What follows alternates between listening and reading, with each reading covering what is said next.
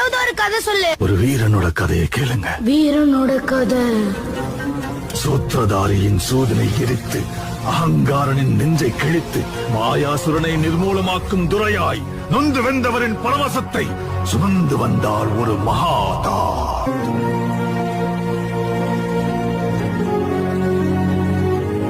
பயந்து மருகி பதரை சுருங்கிய சந்திரன் முகிலின் முந்தானையில் அஞ்சு ஒளிந்திருக்க ஜோதியாய் ஒரு பெண் எரிமலை ஒன்றை பெற்றெடுத்தார். எரியும் தீயினில் பொழியும் மழை போல் சாவின் வீட்டினில் காரனை வென்றவர். ஆணவத்திற்கு எதிராய் கிளர்ச்சி ரூபத்தில் லங்கேஸ்வரனுக்கு எதிராய் வில்லேந்தி நின்றார். எரியும் ஜமதக்னி கோபத்தை மீறி சர்வமும் தான் என்ற பரமனை வினவினார். வேட்டைக்காரரை வேட்டையாட ரணவேட்டையனாய் வந்தார்.